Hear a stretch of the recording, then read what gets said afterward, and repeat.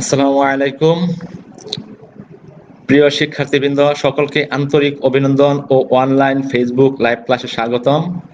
এছাড়া কারিগরি শিক্ষা অঙ্গনের সকল কর্মকর্তাবৃন্দ, A2I এর সকল কর্মকর্তাবৃন্দকে এই মহতী উদ্যোগ নিয়ে শিক্ষা অঙ্গনকে প্রসারিত করার জন্য ধন্যবাদ ও কৃতজ্ঞতা জানিয়ে আমি আমার আলোচনা শুরু করতে যাচ্ছি। আলোচনার পূর্বে আমি আমার সংক্ষিপ্ত পরিচয় উপস্থাপন করছি। আমি প্রকৌশলী Sheikh Mohammad Sajidul Anwar, junior instructor, electrical, Mymensingh polytechnic institute, Mymensingh. প্রিয় শিক্ষার্থীরা, নিশ্চয়ই তোমরা ভালো আছো এবং তোমরা খাতা কলম নিয়ে উপস্থিত আছো। তোমরা কি আমার কথা শুনতে পাচ্ছ? হ্যালো, ওকে। তাহলে মূল আলোচনা আসা যাক। আজকের আলোচনার বিষয় ইলেকট্রিক্যাল সার্কিট 1 66721। এই সাবজেক্টের পঞ্চম অধ্যায়ের এসি সার্কিট ও এসি পদ্ধতির প্রাথমিক ধারণা নিয়ে আজকে আমরা আলোচনা করব। এই সাবজেক্টটি মূলত দ্বিতীয় পর্বের ইলেকট্রিক্যাল ও ইলেকট্রোমেটিক্যাল ছাত্রছাত্রীদের একটি বিষয়। গত ক্লাসে আমরা এসি সার্কিট ও এসি পদ্ধতির প্রাথমিক ধারণা নিয়ে আলোচনা করেছি, কিছু অংশ বাকি ছিল। আজকে এই বাকি অংশটা আমরা আলোচনা করব। গত ক্লাসে আমাদের ভোল্টেজ উৎপাদন নীতি পর্যন্ত আমরা পড়েছি। আজকে আমরা পড়ব এই অধ্যায়ে যা যা শিখতে পারবো। তাহলে শিখন ফল দেখো বন্ধুরা, এই অধ্যায়ে আমরা যা যা শিখতে পারবো এক নজরে দেখে নেই। এক নম্বর আমরা দিয়েছি ই সমান সমান ই ম্যাক্সিমাম সাইন ওমেগা টি সমীকরণ বা আই সমান সমান আই ম্যাক্সিমাম সাইন ওমেগা টি সমীকরণ। দুই নম্বরে দিয়েছি আমরা সাইন ওয়েভের গঠন, ই সমান সমান ই ম্যাক্সিমাম সাইন ওমেগা টি। তিন নম্বরে দিয়েছি পুল সংখ্যা ও আরপিএম এবং ফ্রিকোয়েন্সির মধ্যে সম্পর্ক। চার নম্বরে দিয়েছি বিভিন্ন সংজ্ঞা, যেমন সাইকেল, অল্টারনেশন, ফ্রিকোয়েন্সি, পিরিয়ড। পাঁচ নম্বরে আমরা দিয়েছি বিভিন্ন দেশের বাণিজ্যিক ফ্রিকোয়েন্সি। ছয় নম্বর প্রশ্ন হচ্ছে ফেজ ও ফেজ পার্থক্য কি, এটা আমরা জানতে পারবো। এবং এই অধ্যায়ের যে সমস্যাগুলো আছে এগুলো আমরা সমাধান করব। তাহলে আজকে আমরা এই জিনিসগুলো আলোচনা করব। তাহলে আসা যাক, প্রথমেই আমরা এখানে লিখেছি প্রুভ দ্যাট ই সমান সমান ই ম্যাক্সিমাম সাইন ওমেগা টি। তাহলে আমরা তাৎক্ষণিক ভোল্টেজকে ই দ্বারা প্রকাশ করা হয়, ই সমান সমান ই ম্যাক্সিমাম সাইন ওমেগা টি। এই সমীকরণটি আজকে আমরা প্রমাণ করব। তাহলে বন্ধুরা, আমি দেখো এই পেজে তোমাদের একটা চিত্র অঙ্কন করে দিয়েছি। এই চিত্র আমরা প্রথমে একটু এই জায়গায় একটু আলোচনা করি, এরপরে আমরা নেক্সট পেজে চলে যাব, অর্থাৎ তাত্ত্বিক বিষয় নিয়ে আলোচনা করব এই চিত্রের। তাহলে বন্ধুরা দেখো, এখানে আমরা এক্স এক্স অক্ষ বরাবর হরাইজন্টাল ভাবে একটা লাইন আমরা দিয়েছি এখানে, আবার ওয়াই ওয়াই অক্ষ বরাবর ওয়াই বার আমরা একটা উলম্ব ভার্টিক্যাল ভাবে একটা রেখা দিয়েছি। তাহলে এই হরাইজন্টাল এবং ভার্টিক্যাল দুইটা পজিশন একটা বিন্দুতে মিলিত হয়েছে। দেখো এই বিন্দু বরাবর, অর্থাৎ আমরা এক্স এবং এক্স অক্ষ বরাবর অর্থাৎ হরাইজন্টাল বরাবর একটা পরিবাহী দেখো আছে। এই পরিবাহীটা মূলত এই বরাবর থাকবে। এটা বিচ্যুতির পরে অর্থাৎ থিটা ডিগ্রি কোণে ঘুরলে পরে থিটা সমান ওমেগা টি এই পজিশনে যাবে, আমরা দেখিয়েছি। এবং দেখো এই যে পরিবাহীটা আছে, এই পরিবাহীর উপর দুইটা বল ক্রিয়া করতেছে। একটা বল উলম্বভাবে ক্রিয়া করবে আর একটা বল আনুভূমিক ভাবে ক্রিয়া করবে, অর্থাৎ একটা হরাইজন্টাল আর একটা ভার্টিক্যাল ভাবে। তাহলে দেখো বন্ধুরা, এখানে আমরা প্রাথমিক অবস্থায় এক্স এক্স অক্ষ বরাবর যখন এই পরিবাহীটা রাখবো, তখন আমরা জানি যে এখানে অনেকগুলো চুম্বক বলরেখা আছে দেখা যাচ্ছে। এই চুম্বক বলরেখাগুলো উত্তর মেরু থেকে দক্ষিণ মেরু দিকে যাবে। তাহলে অলরেডি আমি দেখিয়ে দিয়েছি তোমাদের, দেখো এই তীর চিহ্ন দিয়ে উপরে এদিকে, উপরে ওয়াই এর দিকে এদিকে আছে নর্থ পোল আর নিচের দিকে আছে সাউথ পোল, ওয়াই বারের দিকে। তাহলে এখানে এই যখন এই ফ্লাক্স গুলাকে এই অর্থাৎ পরিবাহীটা ঘূর্ণনের ফলে যখন ওই ফ্লাক্স গুলোকে কর্তন করবে তখন ইএমএফ উৎপন্ন হবে, আবার যখন কর্তন করবে না তখন ইএমএফ উৎপন্ন হবে না। তাহলে আমরা এই পজিশনের মাধ্যমেই আমরা এই প্রমাণ করব যে ই সমান সমান ই ম্যাক্সিমাম সাইন ওমেগা টি। তবে আমরা বন্ধুরা পরের পেজে চলে যাই আলোচনায়। দেখো এখানে আমরা লিখছি, মনে করি একটি কয়েলের পরিবাহী চুম্বক ক্ষেত্র বা চুম্বক ক্ষেত্রে এক্স এক্স বার অক্ষ বরাবর অবস্থান করছে। দেখো এই যে আমরা বলছিলাম যে এই চিত্রটা, অর্থাৎ এই পরিবাহীটা এটা মূলত এক্স এক্স বরাবর প্রাথমিক অবস্থায় ছিল বা থাকে। এর পরবর্তী দেখো, এবং চুম্বক ক্ষেত্রের ফ্লাক্সের দিক ওয়াই ওয়াই অক্ষ ওয়াই বার অক্ষ বরাবর, অর্থাৎ এই যে আমাদের ওয়াই ওয়াই বার অক্ষ দিয়েছি, এই বরাবর কি থাকবে, ফ্লাক্সের বলরেখাগুলো থাকবে। এই যে বলরেখাগুলো আমরা দেখিয়ে দিয়েছি। কয়েলের এক্স বার অবস্থানের কয়েলের সাথে সংশ্লিষ্ট ফ্লাক্সের সর্বোচ্চ মান ফাই ম্যাক্সিমাম। দেখো আমরা এই যে ওয়াই অক্ষ দেখিয়েছি, ওয়াই বার দেখিয়েছি, দেখো এই জায়গায় আমরা ম্যাক্সিমাম ফ্লাক্স দেখিয়েছি যে ফাই এম এ এক্স, অর্থাৎ ম্যাক্সিমাম ফ্লাক্সের পরিমাণটা দেখিয়ে দিয়েছি। এবং কয়েলের পরিবাহী ওয়াই বার অবস্থানে থাকলে সংশ্লিষ্ট ফ্লাক্স সর্বনিম্ন হবে। তাহলে এই বরাবর হলে তখন কি হয়, অর্থাৎ ফ্লাক্সের পরিমাণটা কম থাকে, সর্বনিম্ন থাকে। তো এখন ধরা যাক টি সেকেন্ডে কয়েলটি বামমূর্তে ঘুরে থিটা ডিগ্রি সমান ওমেগা টি অবস্থানে পৌঁছায়, অর্থাৎ প্রাথমিক যেহেতু এক্স অক্ষ এক্স বার বরাবর বা এক্স অক্ষ বরাবর ছিল, তো এটা থিটা ডিগ্রি পরিমাণে কি করছে, বিচ্যুতি করছে, অর্থাৎ ঘড়ির কাঁটার বিপরীত দিকে ওমেগা কৌণিক বেগে ঘুরে গেছে। তাহলে এখানে থিটা সমান ওমেগা টি আমরা পেয়েছি। আমরা নেক্সট পেজে চলে যাই। দেখো এই অবস্থানে পরিবাহীর উপর ক্রিয়াশীল ফ্লাক্সের দুইটি উপাংশ থাকে। তাহলে ওই যে আমরা পজিশনটা দেখালাম, তাহলে এই পজিশনটায় দুইটা বল এই পরিবাহীর উপর কাজ করবে। এক নম্বর আমরা দেখছি ফ্লাক্স সাইন ওমেগা টি উপাদানটি কয়েলের তলে সমান্তরাল। এই উপাদানটি কয়েলের কোনো ইএমএফ আবিষ্ট করে না, অর্থাৎ যখন এই যে আমরা পরিবাহীটা দেখাইছি বা কয়েলটা দেখিয়েছি, এই কয়েলে যখন কি হবে, সমান্তরাল থাকবে, অর্থাৎ এই ফ্লাক্সের সমান্তরাল থাকে, তখন কোনো কি করে না, ফ্লাক্সে কাট করতে পারে না, কর্তন করতে পারে না, ফলে কি করে না, কোনো ভোল্টেজ উৎপন্ন করতে পারে না। এই কারণে বলছে যে কোনো ভোল্টেজ আবিষ্ট করে না। আবার দুই নম্বরে দেখো ফ্লাক্স ম্যাক্সিমাম কস ওমেগা টি উপাদানটি কয়েলের তলের উপর লম্ব, অর্থাৎ যখন এই যে ফ্লাক্স গুলো আছে, যখন এই যে কয়েলটা আছে, আমাদের পরিবাহীটা আছে, এই পরিবাহীর উপর যখন একটা লম্ব বল ক্রিয়া করতেছে, আমরা লম্ব টান দিয়ে দেখাইছি এইভাবে, তখন কি করলে এই পজিশনে ফ্লাক্স গুলোকে কর্তন করতে থাকে, তখন একটা ভোল্টেজ উৎপন্ন হয়। তখন এই কারণে আমরা বলছি যে এই উপাদানটি কয়েলের ইএমএফ আবিষ্ট করে, অর্থাৎ একটা ভোল্টেজ তখন আমরা পাই। তাহলে এই দুইটা বল মূলত কাজ করে। দুইটা বলের মধ্যে একটা বলে ক্রিয়াশীল, সেটা হচ্ছে phi maximum cos omega T. তাহলে আমরা পরের পেজে চলে যাই বন্ধুরা। দেখা এখানে লিখেছি, সুতরাং যে কোনো সময় সমগ্র কয়েলের ফ্লাক্স লিঙ্কেজ হচ্ছে কি এন ফাই সমান N phi maximum cos omega T. তাহলে ফ্যারাডের সূত্র অনুযায়ী একটি কয়েলের ইএমএফ আবিষ্টতা অর্থাৎ ই কয়েলের ফ্লাক্স লিঙ্কেজের পরিবর্তনের হারে সমান হয়। দেখো আমরা নিচে দেখেছি ই সমান minus d N phi by dt. তাহলে বলছি এখানে কয়েলের ফ্লাক্স লিঙ্কেজের পরিবর্তনের হারে সমান।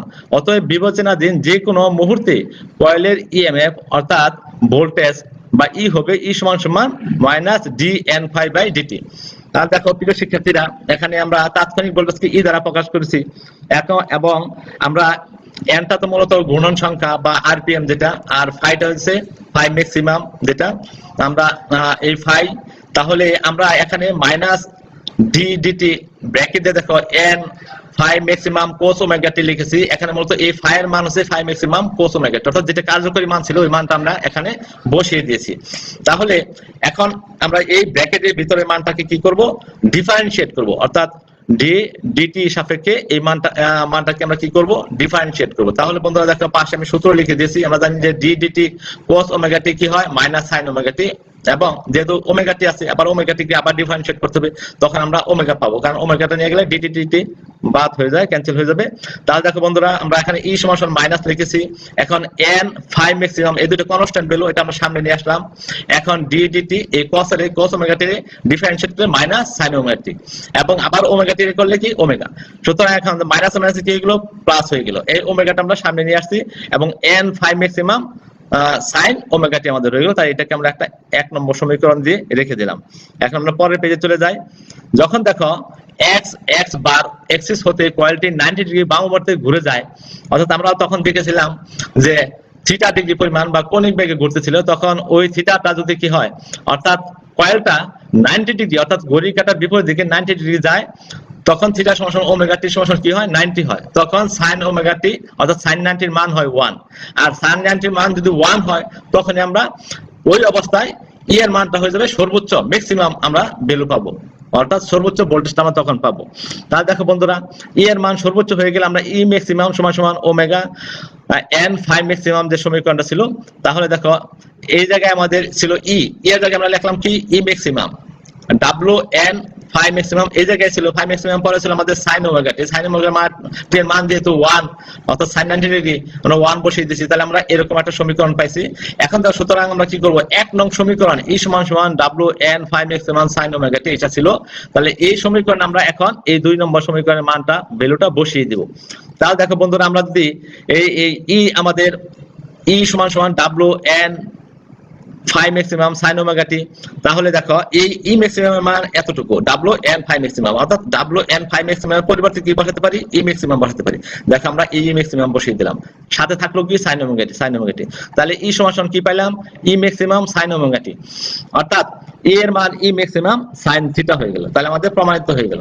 তাহলে এইভাবে বন্ধুরা আমরা কি করতে পারি, ই সমান ই ম্যাক্সিমাম সাইন ওমেগা টি অথবা আই সমান আই ম্যাক্সিমাম সাইন ওমেগা টি প্রমাণ করতে পারি। এখন দেখো আমরা আই টু ক্যালকুলেশন করে পরে পেজে নিয়েছি। এখন আমরা দেখেছি এখন এসি জেনারেটরের লোড রেজিস্ট্যান্স আর যদি এটা হয় তাহলে এর মধ্য দিয়ে প্রবাহিত তাৎক্ষণিক কারেন্টের মান হবে স্মল আই দিছি আমরা এখানে। তাহলে এই স্মল আই সমান আমরা লিখতে পারি আই সমান কি জানি ভি বাই আর বা ই বাই আর। তাহলে যেহেতু ই বাই আর লিখছি, ই এর একটা ইকুয়েশন আমরা একটু আগে পেয়েছি যে ই ম্যাক্সিমাম সাইন ওমেগা টি। তাহলে এখন এই আর আর এবং উপরে আছে ই ম্যাক্সিমাম সাইন ওমেগা টি। তখন আমরা ই ম্যাক্সিমাম বাই আর এটা আমরা সূত্র জানি, এটা কি জানি আই ম্যাক্সিমাম, আর বাকি কি আছে সাথে উপরে সাইন ওমেগা টি। তাহলে এটুকুর মান আমরা ই ম্যাক্সিমাম বাই আর এর মান লিখলাম আই ম্যাক্সিমাম এবং সাইন ওমেগা টি আমরা লিখে দিলাম। তাহলে আই সমান কি প্রমাণ হলো, আই স্মল আই সমান আই ম্যাক্সিমাম সাইন ওমেগা টি আমরা প্রমাণিত করতে পারলাম। তাহলে বন্ধুরা এইভাবে আমরা ইকুয়েশনগুলোকে কি করতে পারি, সমাধান করে ক্যালকুলেশন করে প্রমাণ করতে পারি। এখন দেখো এটাকে আমি আরো সহজভাবে একবারে সিম্পল ভাবে তোমাদের দেখিয়েছি প্রমাণ করে। দেখো এই প্রমাণটা আমরা একটা বৃত্তের মাধ্যমে তোমাদের বোঝানোর চেষ্টা করেছি আমি সহজভাবে। দেখেন এই জায়গায় একটা বৃত্ত অঙ্কন করেছি, দেখো লিখছি আমি চিত্র হতে মনে করি এ বি সি একটা ত্রিভুজ, আমরা এই এ বি সি এর একটা ত্রিভুজ ধরছি। এখানে এসি সমান ই তাৎক্ষণিক ভোল্টেজ, এটা এসি, এই ই দিয়ে রেড কালারে ই দিয়ে লিখেছি আমি, দেখো ই এটা তাৎক্ষণিক ভোল্টেজ এবং এ বি ই ম্যাক্সিমাম সর্বোচ্চ তাৎক্ষণিক ভোল্টেজ। তাহলে এই ই ম্যাক্সিমাম দেখো রেড কালার দিয়ে লিখেছি, এ বি তে এটা সর্বোচ্চ তাৎক্ষণিক ভোল্টেজ।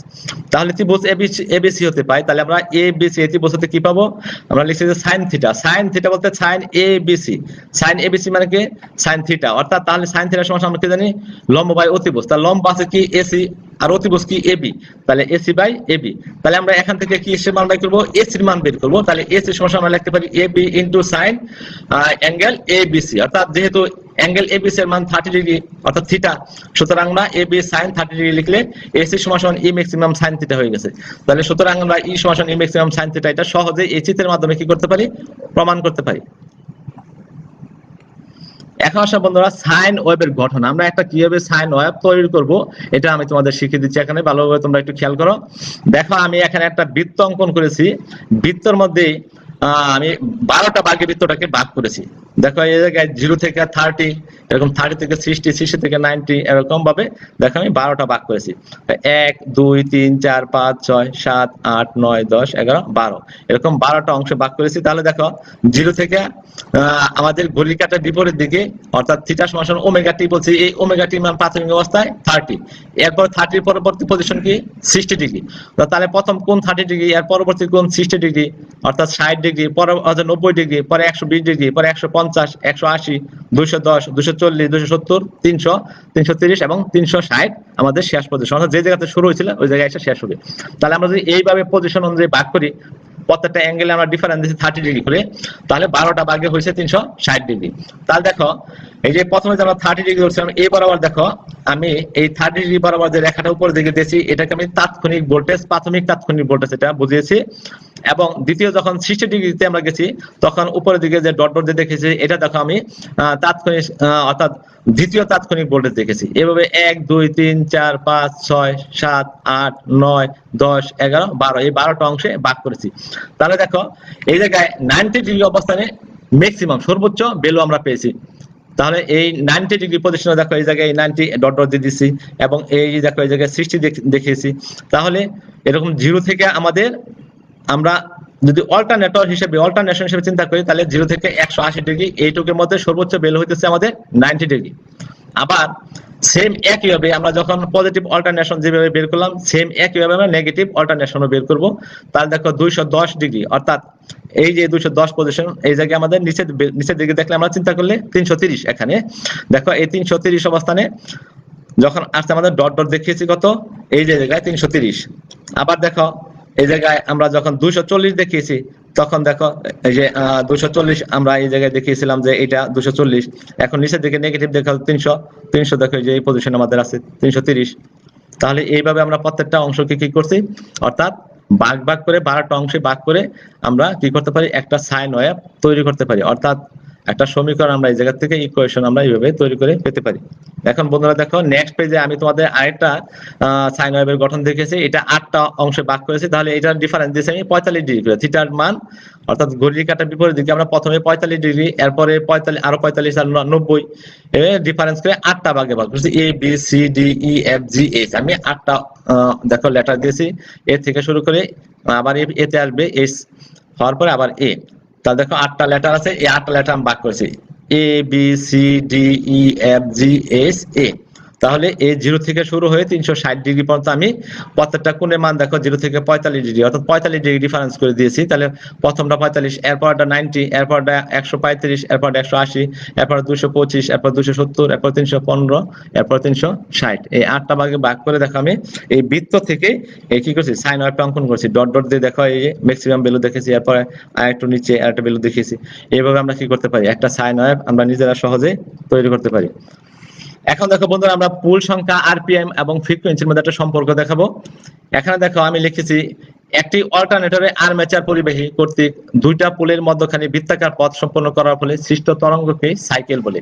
তাহলে দেখো এখানে আমি একটা বৃত্ত দেখিয়েছি, এখানে একটা পরিবাহী ছিল এই 0 লেভেল বরাবর অর্থাৎ হরাইজন্টাল যে অক্ষটা আছে এই বরাবর কি ছিল, একটা পরিবাহী ছিল। এটা ঘূর্ণনের ফলে থিটা ডিগ্রি কোণে কি করছে, ঘড়ির কাঁটার বিপরীত দিকে বিচ্যুতি করছে, ঘুরে সম্পূর্ণ দেখো একটা বৃত্ত তৈরি করছে। 0 থেকে যদি ঘুরে 360 ডিগ্রি ঘুরলে একটা বৃত্ত হয়, তাহলে আমরা বলছি এই বৃত্তটা মূলত কি একটা সাইকেল। দেখো এখানে আমরা বলছি একটা অল্টারনেটর আর্মেচার পরিবাহী কর্তৃক দুইটা পুলের মধ্যখানে বৃত্তাকার পথ সম্পন্ন করার ফলে সৃষ্ট তরঙ্গকে সাইকেল বলে। দেখো আমরা পাশে দেখিয়েছি যে উপরে টুকরোকে আমরা পজিটিভ অর্ধ সাইকেল বলি এবং নিচের টুকরো নেগেটিভ অর্ধ সাইকেল বলি। তাহলে দেখো উপর দেখো পজিটিভ অর্ধ সাইকেল এবং নিচের টুকরো নেগেটিভ অর্ধ সাইকেল দিয়ে আমরা একটা সাইকেল, সম্পূর্ণ সাইকেল তৈরি করেছি। তাহলে দেখো বন্ধুরা, এখন আমরা এটা প্রমাণ করার চেষ্টা করছি যে মনে করে লিখছি পুল সংখ্যা পি। এখানে পুল সংখ্যা আমরা পি ধরছি। পি বলতে এখানে দুইটা পুল আছে, একটা নর্থ পুল আর একটা সাউথ পুল। তাহলে প্রতি সেকেন্ডে আবর্তন সংখ্যা এন ধরছি, প্রতি মিনিটে আবর্তন সংখ্যা আমরা বড় হাতের ক্যাপিটাল লেটার এন ধরছি আর ছোটটা আমরা স্মল ধরেছি। প্রতি আবর্তনের সাইকেল সংখ্যা আমরা পি বাই 2 আমরা জানি। তাহলে ফ্রিকোয়েন্সিকে এফ দ্বারা প্রকাশ করি, তাহলে ফ্রিকোয়েন্সি আমরা এফ দিয়েছি। তাহলে এখন দেখো, তাহলে আমরা লিখতে পারি যে ফ্রিকোয়েন্সি এফ সমান সমান পি বাই 2 ইন্টু এন, অর্থাৎ মূলত ফ্রিকোয়েন্সিটা পি বাই 2 এর সাথে সমানুপাতে থাকে এবং টার্ম সংখ্যার সাথে সমানুপাতে থাকে। ওই দুইটা থেকে আমরা এইটা লিখতে পারি যে এফ সমান সমান p by 2 into n. N সমান সমান আমরা জানি এনটা যেহেতু সেকেন্ডে ছিল, এটা সেকেন্ডে ছিল, আর বড় হাতের অর্থাৎ ক্যাপিটালের এনটা ছিল আমাদের কি মিনিটে। তাহলে মিনিটকে যদি আমরা সেকেন্ডে নিয়ে যাই তাহলে 60 দ্বারা ভাগ করতে হয়, তাহলে আমরা 60 দিয়ে ভাগ করছি। তাহলে এন এর মান পাচ্ছি দেখো এন বাই 60। তাহলে সুতরাং এফ সমান সমান পি বাই 2 ইন্টু এন এর মান বসিয়ে দিচ্ছি এন বাই 60। তাহলে নিচে হচ্ছে আমাদের কত, 60 ইন্টু 2 দ্বারা গুণ করলে 120, আর উপর কি পি এন। সুতরাং আমরা লিখতে পারি এফ সমান সমান পি এন বাই 120। তাহলে আমাদের অনেক সময় এই প্রমাণটা আসে ফ্রিকোয়েন্সির মান pn by 120 cycle per second দেখাও। তাহলে আমরা এইভাবে এটা প্রমাণ করে দেখিয়ে দিব। তাহলে আসো বন্ধুরা, আমরা পরে পেজে চলে যাই। এখন আমরা কিছু সংজ্ঞা দেখব এই জায়গায়, সাইকেল, অল্টারনেশন, ফ্রিকোয়েন্সি এবং পিরিয়ড। সাইকেল, যদি একটি পরিবাহী একটি উত্তর ও দক্ষিণ মেরুর মাঝখানে বৃত্তাকারে একটি পথ অতিক্রম করে তবে একটি ভোল্টেজ তরঙ্গের সৃষ্টি হয়, এই তরঙ্গকে সাইকেল বলে। আমি একটু আগে তোমাদের বলেছি, দেখা এই যে আমাদের এই 0 পজিশন থেকে শুরু করে এই জায়গায় 2 পাই অর্থাৎ 360 ডিগ্রি পরিমাণ, অর্থাৎ একটা বৃত্ত কে আমরা কি করছি, একটা সাইকেল তৈরি করেছি। এই সাইকেল মূলত এই 0 থেকে 2 পাই পর্যন্ত আমাদের এই সাইকেলটা হয়েছে। আবার দেখো আমরা এই সাইকেল থেকে আমরা বলতে পারি যে এই সাইকেলের অর্ধেক অংশকে আমরা অল্টারনেশন বলি। তাহলে 0 থেকে এই পাই পর্যন্ত, তাহলে ভোল্টেজ তরঙ্গের অর্ধাংশকে অল্টারনেশন বলা হয়। তাহলে দেখো আমরা চিত্রের মধ্যে দেখিয়ে দিয়েছি যে এই 0 থেকে 2 পাই দেখো এটা আমরা সাইকেল বলছি, এবং এই অর্ধেক অংশকে দেখো আমরা অল্টারনেশন হিসেবে দেখিয়েছি, এবং এই 0 লেভেল থেকে উপরে সর্বোচ্চ যে পজিশনটা ই ম্যাক্সিমাম দেখিয়ে দিয়েছি তোমাদের চিত্রের মধ্যে বোঝার জন্য। তাহলে এখন আসো ফ্রিকোয়েন্সি, 1 সেকেন্ড সময়ে যতগুলো সাইকেল সম্পন্ন হয় তাকে আমরা কি বলি, ফ্রিকোয়েন্সি বলে থাকি। তাহলে এই যে আমরা একটা সাইকেল দেখেছি, এরকম যতগুলো সাইকেল 1 সেকেন্ড সময়ের মধ্যে হবে ওইগুলোকে আমরা ফ্রিকোয়েন্সি বলি। আবার পিরিয়ড, দেখো 1 সাইকেল সম্পন্ন হতে যে সময় লাগে তাকে পিরিয়ড বলি। অর্থাৎ এই যে একটা সাইকেল সম্পন্ন হইলো, এই সাইকেলটা তৈরি করতে অর্থাৎ তৈরি হইতে যে পরিমাণ সময়ের প্রয়োজন হচ্ছে সেটাকে আমরা কি বলি, পিরিয়ড অথবা টাইম পিরিয়ড বলে থাকি। তাহলে আমরা পিরিয়ড সমান টি সমান 1/f লিখেছি। তাহলে আমরা 1/f এর ভ্যালুকে আমরা যদি ভাগ করি, মনে করি f এর মান যদি 60 থাকে, তাহলে এটাকে 1/60 আকারে ভাগ করলে আমরা এই পিরিয়ডের মান পেয়ে যাব। তাহলে আমরা পরের পেজে চলে যাই। এখান থেকে লিখেছি বিভিন্ন দেশের বাণিজ্যিক ফ্রিকোয়েন্সি সম্পর্কে আমি একটু বলেছি তোমাদের, এখানে আলোচনা করেছি। তা দেখো, বিদ্যুৎ উৎপাদক সংস্থা কতিপয় সুবিধা ও অসুবিধা বিবেচনা করে তাদের উৎপাদিত ফ্রিকোয়েন্সি নির্ধারণ করে থাকে। একে আমরা সাধারণত বাণিজ্যিক ফ্রিকোয়েন্সি বলে থাকি। বাংলাদেশের বাণিজ্যিক ফ্রিকোয়েন্সি 50 সাইকেল পার সেকেন্ড, কিন্তু পশ্চাতের কোন কোন উন্নত যেগুলো দেশ আছে, যেমন কানাডা, যুক্তরাষ্ট্র, যুক্তরাজ্য, জার্মান, ওনারা কি করে ওই দেশের তারা দুই ধরনের ফ্রিকোয়েন্সি ব্যবহার করে থাকে। একটা হচ্ছে 25 সাইকেল পার সেকেন্ড এবং আরেকটা হচ্ছে 60 সাইকেল পার সেকেন্ড। তাহলে এই দুইটা ফ্রিকোয়েন্সি তারা ব্যবহার করে, কারণ ফ্রিকোয়েন্সির মান দেখা যায় যত কম হয় তত সুবিধা ভালো, এখানে তারা দুই ধরনের ফ্রিকোয়েন্সি ব্যবহার করে। এখন দেখা যাক বন্ধুরা, আমরা এখানে ফেজ এবং ফেজ ডিফারেন্স নিয়ে একটু আলোচনা করব। প্রথমে এখন আসা যাক ফেজ। তাহলে দেখো, এখানে আমি বলেছি এসি ভোল্টেজ বা কারেন্ট বা যে কোনো পরিবর্তনশীল রাশির যে কোনো নির্দিষ্ট মানের টাইম পিরিয়ডের ভগ্নাংশকে ফেজ বলে। অর্থাৎ দেখো, আমরা এখানে 0 থেকে টুয়াইস পাই, অর্থাৎ 360 ডিগ্রি পর্যন্ত এখানে দেখেছি। এখানে আমরা পিরিয়ড গুলাকে T/4, T/2, 3T/4 এবং T এই ভাবে আমরা কি করছি, 4টা অংশে ভাগ করেছি। তাহলে এই প্রত্যেকটা ভগ্নাংশ, আমরা যদি এই সম্পূর্ণ সাইকেলটাকে আমরা জানি যে একটা পিরিয়ড, তাহলে এই পিরিয়ডটাকে ভাগ করলে 4টা ভাগে আমরা ভাগ করেছি এখানে। তাহলে দেখো, আমি বলছি যে এসি ভোল্টেজ বা কারেন্ট বা যে কোনো পরিবর্তনশীল রাশি যে কোনো নির্দিষ্ট মানের টাইম পিরিয়ডের ভগ্নাংশকে কি বলে, ফেজ বলে। তাহলে আমরা কি এই T/4 এটা আমরা একটা বলতে পারি কি T/4, এটা একটা সেকেন্ডটা একটা ফেজ। তাহলে দেখো, আবার লিখেছি আমরা যা সাইকেলের শূন্য বা অন্য যে কোনো বিন্দু হতে বিবেচনা করা যায়। তাহলে আমি এই শূন্য থেকে বিবেচনা করতে পারি, অথবা যে কোনো পজিশনে, অর্থাৎ যে কোনো একটা অবস্থান থেকে আমি শুরু করতে পারি, বলতে পারি, অর্থাৎ T/4 থেকে বলতে পারি, T/2 থেকে বলতে পারি। তাহলে ধরা যাক একটা এসি ভোল্টেজের বা কারেন্টের সর্বোচ্চ মান E maximum, a time period T/4, অর্থাৎ এই যে ম্যাক্সিমাম আমরা দেখেছি 0 থেকে এই পজিশনটা সর্বোচ্চ, তাহলে এটা কি ম্যাক্সিমাম, ই ম্যাক্সিমাম ভোল্টেজ। তাহলে বলছি এই টাইম, তাহলে এইটা টাইম পিরিয়ড কি T/4, তাহলে এখানে টাইম পিরিয়ড আমরা কি বলছি T/4, এবং তাহলে এই জায়গায় কোন কত 90 ডিগ্রি, দেখো নিচে লিখে দিয়েছি। সুতরাং ই ম্যাক্সিমাম মানে এসি ভোল্টেজের ফেজ কত, T/4 সেকেন্ড আমরা বলতে পারি, এবং বলতে পারি যে এটা এই জায়গায় তাহলে ফেজ কোণ কত 90 ডিগ্রি। সুতরাং আমরা এইভাবে ফেজ এবং ফেজ কোণ নির্ধারণ করতে পারি। এখন দেখো বন্ধুরা, এখানে ফেজ পার্থক্য বা ফেজ ডিফারেন্স লিখেছি। আমরা ফেজ ডিফারেন্স সম্পর্কে একটু জানি। দুইটি এসি ভোল্টেজ বা কারেন্ট বা পরিবর্তনশীল রাশি যদি একই সময়ে সর্বোচ্চ মানে বা শূন্য মান অতিক্রম না করে, তাহলে তাদের শূন্য মান বা সর্বোচ্চ মান বা যে কোনো দুইটি অনুরূপ মানের ফেজের পার্থক্যকে ফেজ পার্থক্য বলে। অর্থাৎ আমি বলেছি যে এখানে তোমাদের, অর্থাৎ দেখো আমি এখানে তোমাদের দুইটা ওয়েভের চিহ্ন বা দুইটা ফ্রিকোয়েন্সির চিহ্ন দেখেছি বা দুইটা ভ্যালু দেখেছি। এখন দুইটা ভ্যালু আমরা কি একই জায়গাতে শুরু করি না, দুই জায়গাতে শুরু করছি। বলছি এক জায়গায় হবে না, যদি দুই জায়গায় হয় তাহলে দুই জায়গাতে শুরু হলে ওই দুইটার মাঝখানে যে ডিফারেন্স থাকে সেটাকে বলা হয় ফেজ ডিফারেন্স। তাহলে দেখো, আমরা ম্যাক্সিমাম দুইটা যে ডিফারেন্স, এই দুটাকে আমরা ফেজ ডিফারেন্স বলতে পারি, অথবা যে দুইটা জিরো লেভেল থেকে শুরু হয়েছে এই দুইটার পার্থক্য কি আমরা কি বলতে পারি, অর্থাৎ ফেজ ডিফারেন্স বলতে পারি। তাহলে দেখো, এখানে এই যে আমরা ফাই দেয়া ফেজ ডিফারেন্স অথবা থিটা দ্বারা আমরা কি ফেজ ডিফারেন্সকে প্রকাশ করে থাকি। এখানে আমি দুইটা কারেন্টের সাইন দিয়ে আমি তোমাদের বোঝানোর চেষ্টা করছি, এটা IM2 আর একটা IM1। দেখো, এই দুইটা ডিফারেন্স আমরা এই ফেজ পার্থক্য বা ফেজ ডিফারেন্স দেখেছি। দেখো, অথবা আমি লিখেছি একই ফ্রিকোয়েন্সির দুইটা পরিবর্তনশীল রাশির বিভিন্ন শূন্য বিন্দু থাকে, তখন তাদের পার্থক্যকে ফেজ ডিফারেন্স বলে। এই যে আমাদের একটা পজিশন মনে করো IM2, এটাকে আমরা এই পজিশন শূন্য বলছি, এবং IM1 যেটা এটার পজিশন এখানে শূন্য বলছি, তাহলে এটাই আমি বলছি যে এই শূন্য যে দুইটার পার্থক্য, এটা আমরা ফেজ ডিফারেন্স। শূন্য বিন্দু দুইটির মধ্যবর্তী কোণকে ফেজ পার্থক্যের কোণ বলা হয়। তাহলে এই দুইটার মধ্যে যে কোণ থাকে, এই কোণটাকে আমরা ফেজ পার্থক্যের কোণ হিসেবে বলে থাকি। তাহলে বন্ধুরা, আমরা এই ডায়াগ্রামের সাহায্যে সহজে বুঝতে পারলাম যে ফেজ পার্থক্যটা আসলে কি। এখন আসো প্রয়োজনীয় সূত্র বলি। আমি এখানে কিছু তোমাদের সূত্র দিয়েছি, এই সূত্রের সাহায্যে আমরা এই অধ্যায়ের অঙ্কগুলো ক্যালকুলেশন করব। দেখো, ই সমান A maximum sine omega T, যেটা প্রমাণ করেছিলাম। আই সমান I maximum sine omega T, omega সমান twice pi radian per second, theta সমান ওমেগা টি অথবা 2 পাই এফ টি, এফ সমান fn by 120 cycle per second, T সমান 1 বাই এফ সেকেন্ড, এবং আই এভারেজ বা গড় কারেন্টের ভোল্টেজ, অর্থাৎ গড় কারেন্ট যেটা 0.636 আই ম্যাক্সিমাম, এবং গড় ভোল্টেজ যেটা দেখো 0.636 ইন্টু ই ম্যাক্সিমাম। তাহলে ইফেক্টিভ ভ্যালু দেখো 0.707 ই ম্যাক্সিমাম, এবং ইফেক্টিভ কারেন্ট দেখো 0.707 আই ম্যাক্সিমাম, এবং ফর্ম ফ্যাক্টর দেখো কার্যকরী মান বাই গড় মান দুটো ভাগ করলে আমরা ফর্ম ফ্যাক্টর মান পাবো। এবং দেখো ইলেকট্রিক ডিগ্রি সমান সমান space degree into p by 2 pole by 2। তাহলে এই সূত্রগুলো যদি আমাদের জানা থাকে তাহলে এই চ্যাপ্টারে যে কোনো অঙ্ক আমরা সহজেই করতে পারবো বন্ধুরা। এখানে দেখো ওই সূত্রে যে তথ্যগুলা এই তথ্যগুলো তোমাদের আমাদের কোনটা মিনিং কি এটা আমি এখানে লিখে দিয়েছি, তোমরা এই জায়গা থেকে জেনে নিবা। দেখো এই সমান তাৎক্ষণিক ভোল্টেজ, আই সমান সমান স্মল আই তাৎক্ষণিক কারেন্ট, ওমেগা কৌণিক বেগ, এফ ফ্রিকোয়েন্সি, আই এভারেজ গড় কারেন্ট, ইফেক্টিভ অর্থাৎ ই ইফেক্ট ই ডাবল এফ দ্বারা ইফেক্টিভ বোঝাইছি, তাহলে ভোল্টেজের কার্যকরী মান, কে এফ দ্বারা form factor, S theta S দ্বারা ইলেকট্রিক স্পেস ডিগ্রি, পি সমান পুল সংখ্যা, এবং টি দ্বারা টাইম পিরিয়ড, আই ম্যাক্সিমাম অর্থাৎ সর্বোচ্চ কারেন্ট, আই ইফেক্ট মানে কারেন্টের কার্যকরী মান, থিটা ই সমান সমান ইলেকট্রিক্যাল টাইম ডিগ্রি, টি সমান সমান সময়, এবং এন সমান সমান টার্ন সংখ্যা। তাহলে আমি এই সূত্রের সাহায্যে অর্থাৎ এই তত্ত্বের সাহায্যে এখন তোমাদের দু একটা ক্যালকুলেশন করে আমি তোমাদের দেখাবো।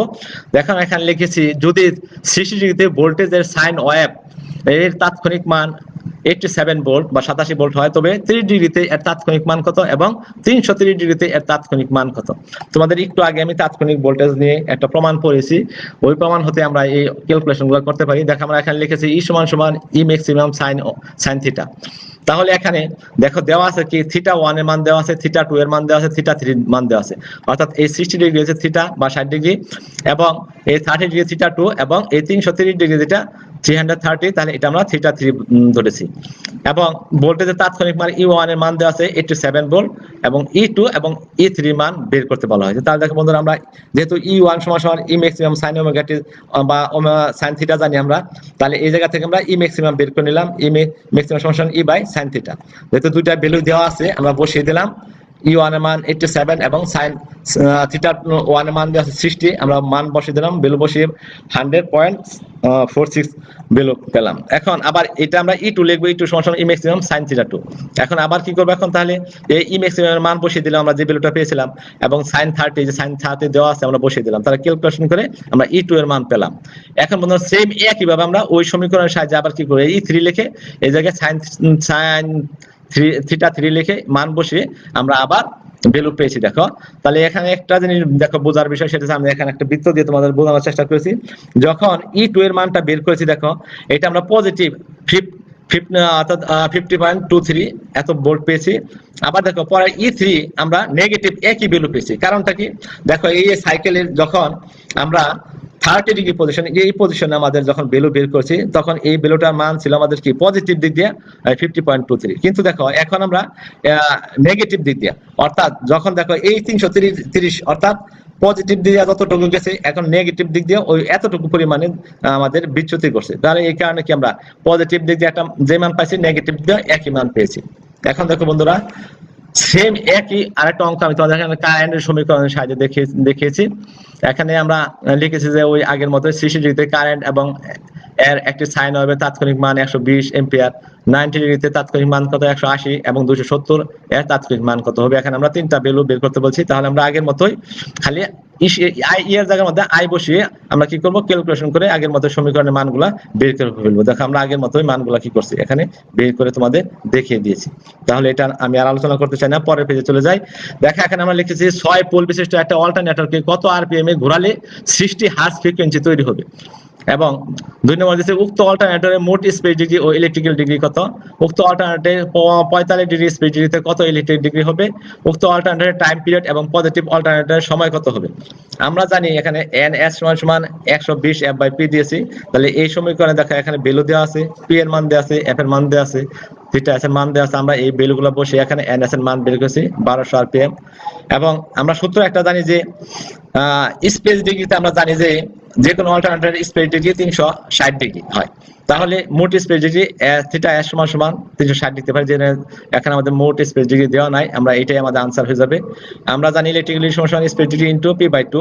তাহলে এখানে ভ্যালু যেহেতু দেওয়া আছে, পোলের মান 6 এবং থিটা S এর মান 360 বসিয়ে দিয়ে আমরা মান পেয়ে গেলাম ইলেকট্রিক্যাল ডিগ্রি। দেখো বন্ধুরা আমরা স্পেস ডিগ্রি আবার এখানে যখন স্পেস ডিগ্রি 45 ডিগ্রি হয় তখন ইলেকট্রিক ডিগ্রি কত হবে। তখন আমাদেরকে 45 মান বসিয়ে P এর মান ছিল 6 পোল বসিয়ে দিয়ে আমাদের এখানে ইলেকট্রিক্যাল অ্যাঙ্গেল ডিগ্রি মান বের করতে পারলাম। টাইম পিরিয়ড আমরা টি সমান এত, আমরা দেখো টি সমান 1/f মান বসিয়ে আমরা ভ্যালু বের করলাম। পজিটিভ অল্টারনেটর সময় আমরা জানি টি সমান t/2, এখন এটি এর মান যেহেতু বের করছি আগে বসিয়ে দিয়ে আমরা ক্যালকুলেশন করে টি এর মানও পেয়ে গেলাম। তাহলে এইভাবে ক্যালকুলেশন করে আমরা কি করতে পারি, যে কোনো সমীকরণের মান সহজভাবে বের করতে পারি। এখানে আমি তোমাদের আরেকটা ইকুয়েশন দিয়েছি, i সমান i maximum I sin 520 t ampere. তাহলে এই সমীকরণে আমি তোমাদের কিছু মান বের করতে বলছি, তোমরা এটা বাসায় নিজেরা করবে। সর্বোচ্চ কারেন্টের মান, ফ্রিকোয়েন্সির মান, কারেন্টের কার্যকরী মান এবং ফর্ম ফ্যাক্টর আমি তোমাদের এখানে দেখিয়ে দিয়েছি, তোমরা এটা বাসায় নিজেরা করবে। তাহলে বন্ধুরা দেখো, সম্ভাব্য প্রশ্নসমূহ এই অধ্যায়ে যে প্রশ্নগুলো তোমাদের পরীক্ষায় আসতে পারে আমি দিয়েছি এখানে।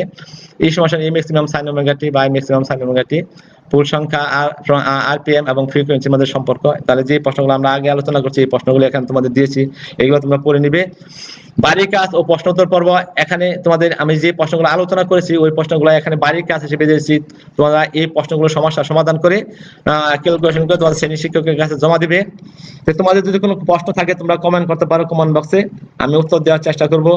বন্ধুরা তোমাদের কি কোনো প্রশ্ন আছে থাকলে করতে পারো। ওকে, তোমরা যদি এই লাইভ ভিডিওটি আবার দেখতে চাও তবে দক্ষতা বাতানের ফেসবুক পেজে লগ ইন করো, অর্থাৎ www.facebook.com/skill.gov.bd অথবা www.skill.gov.bd তে ভিজিট করলে এই ভিডিওটি পুনরায় বারবার দেখতে পারবে। আজকে এই পর্যন্ত। আগামী ক্লাসে আলোচনা হবে লেকচার 8 অধ্যায় 6 পরিবর্তনশীল রাশি এবং কার্যকরী মান। সকলকে ধন্যবাদ দিয়ে আমার লেসন ও সেশন এখানে সমাপ্ত করছি। আল্লাহ হাফেজ।